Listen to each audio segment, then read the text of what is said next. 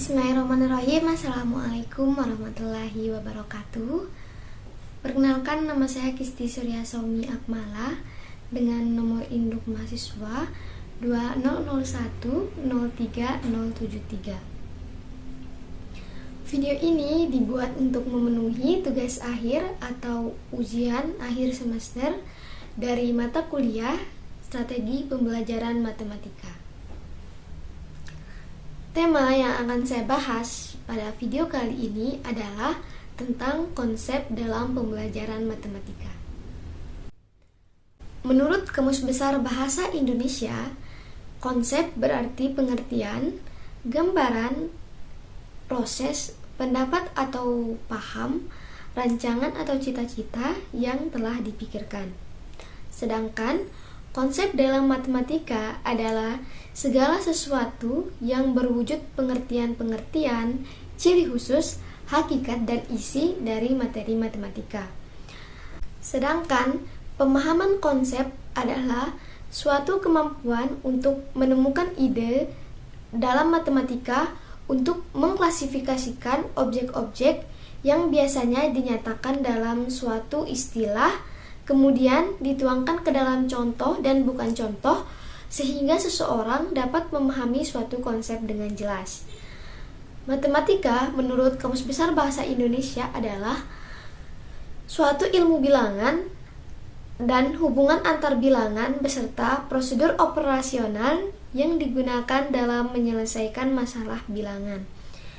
Dan ada banyak pengertian lainnya yang telah dikemukakan menurut para ahli. Matematika adalah pelajaran yang materinya berkesinambungan dan berkaitan antara satu dengan yang lainnya, sehingga kesalahan konsep pada matematika akan mengakibatkan kesalahan yang fatal untuk kedepannya. Seperti pada beberapa website dan jurnal-jurnal yang telah saya baca,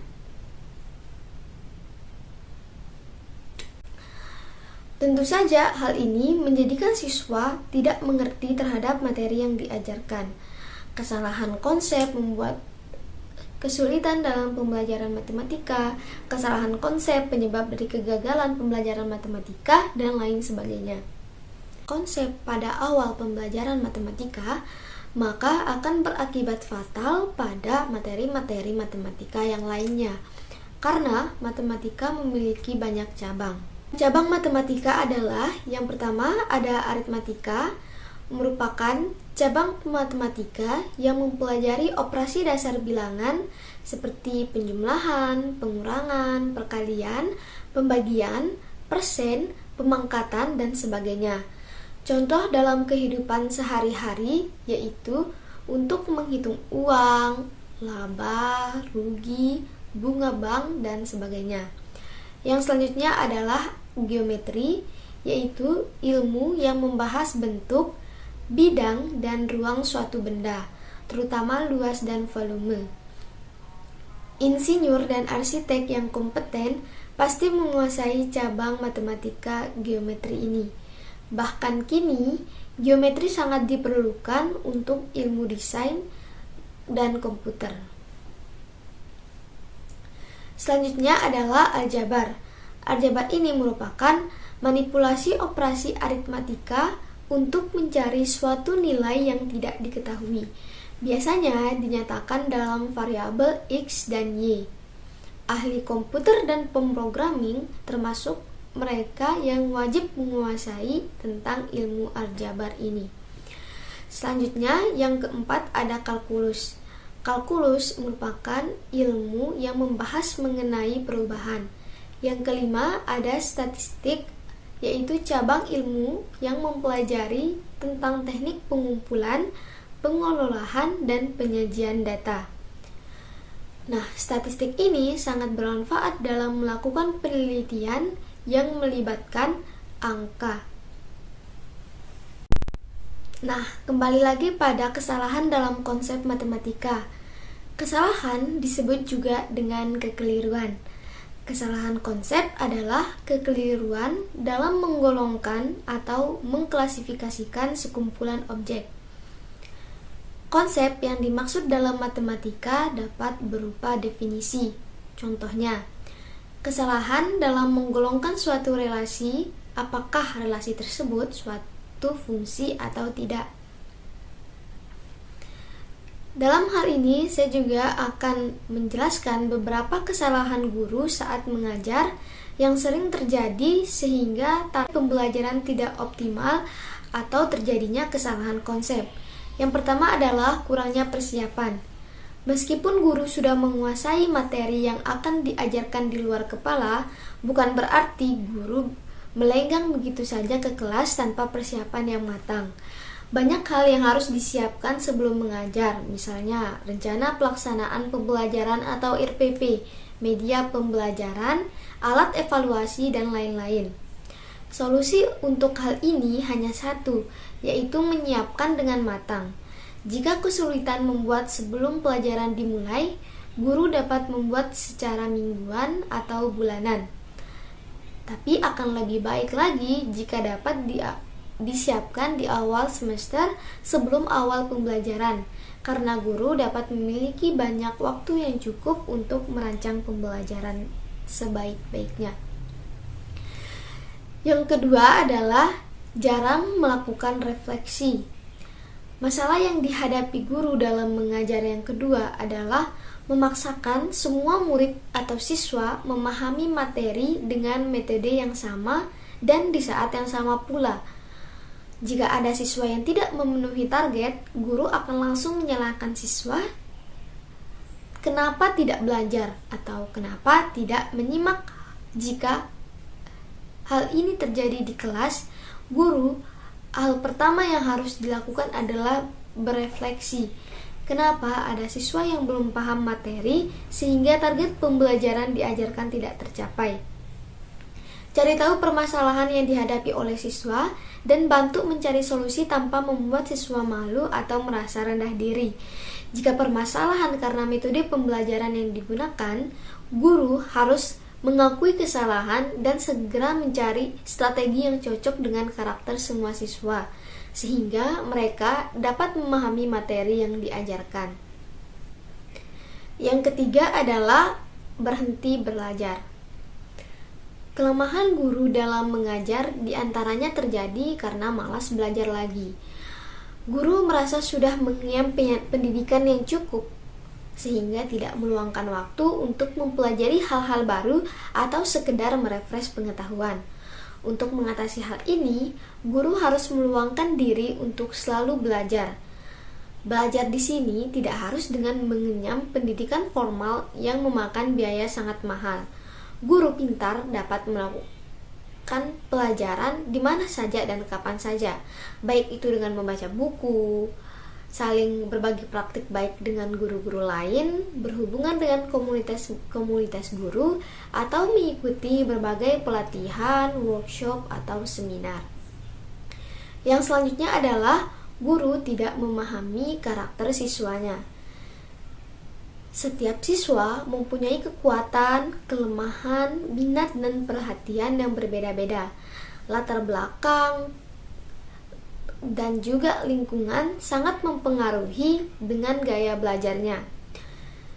Jika guru tidak memperhatikan hal ini dan menyamaratakan semua siswa, maka tidak heran akan ada siswa yang tidak mencapai tujuannya dalam belajar. Hal yang dapat guru lakukan dalam hal ini adalah yang pertama, dengan melakukan asesmen diagnostik di awal pembelajaran, baik itu secara non-kognitif maupun secara kognitif. Dengan demikian, guru dapat mengetahui karakter siswanya, kemampuan pemahaman siswanya, dan juga kendala-kendala yang dihadapi oleh siswanya.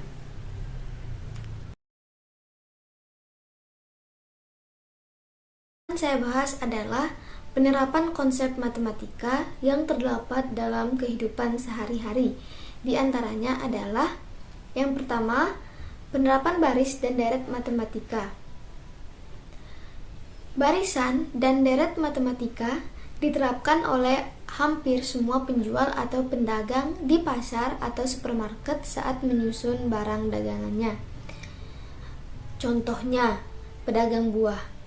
Di barisan pertama akan menyusun 6 apel, lalu menyusun 5 apel di barisan atasnya, lalu menyusun 4 apel di atasnya, dan seterusnya 3, 2, dan 1 apel.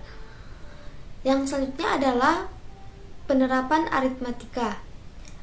Aritmatika diterapkan oleh para pedagang saat transaksi jual beli di pasar dan menghitung hasil penjualan, sehingga dapat diketahui apakah untung atau rugi, apakah modal kembali atau tidak. Selanjutnya, penerapan bangun datar dalam kehidupan sehari-hari. Di masyarakat banyak dijumpai bangun datar, contoh kerangka layang-layang atau rumah dan sebagainya. Selanjutnya, penerapan bangun ruang. Bangun ruang banyak sekali dijumpai di kehidupan sehari-hari, misalnya bak mandi, bak cuci, dan lain-lain. Dalam pembuatannya dilakukan penerapan perhitungan lebar, tinggi, dan diameter. Yang kelima ada penerapan garis koordinat. Penerapan garis koordinat terdapat pada dunia penerbangan, yaitu pesawat terbang, dilengkapi dengan alat canggih seperti radar, seperti alat pendeteksi, kompas sebagai alat penunjuk arah, dan lain sebagainya. Selanjutnya yang terakhir atau yang keenam yaitu penerapan rumus kecepatan. Penerapan dari rumus kecepatan ini yaitu untuk menghitung kecepatan kendaraan dengan menghitung jarak dan waktu.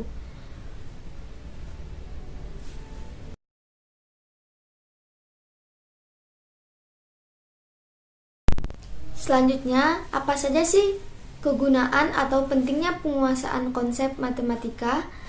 Penguasaan konsep matematika ini sebagai dasar untuk dapat menyelesaikan soal-soal matematika yang berpikir tingkat tinggi. Dalam pendidikan dasar atau SD, siswa diarahkan untuk memiliki kemampuan kognitif, yaitu menganalisis, mengevaluasi, bahkan mengkreasi. Kemampuan-kemampuan ini berkaitan sekali dengan banyak soal-soal yang mengarah ke pemecahan masalah matematika, sehingga guru melatih siswa untuk dapat menyelesaikan soal-soal di mana siswa harus memiliki kemampuan penguasaan pada konsep matematika.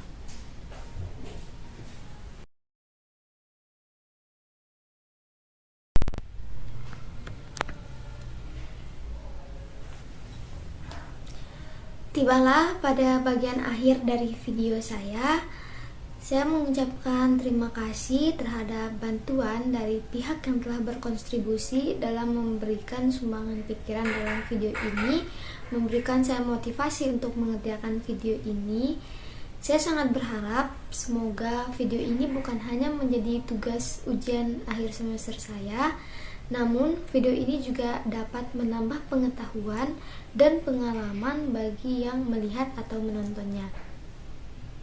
Saya sebagai penyusun dan pembuat video ini menyadari bahwa masih banyak kekurangan dalam pembuatannya karena keterbatasan pengetahuan dan pengalaman saya sendiri. Untuk itu, saya sangat mengharapkan kritik dan saran yang membangun dari para pendengar dan penonton video saya ini. Saya mohon maaf apabila ada salah kata atau perbuatan atau materi yang saya sampaikan terdapat kesalahan. Saya mohon maaf yang sebesar-besarnya. Wabillahi taufiq wal hidayah. Wassalamualaikum warahmatullahi wabarakatuh. Sampai jumpa di video selanjutnya.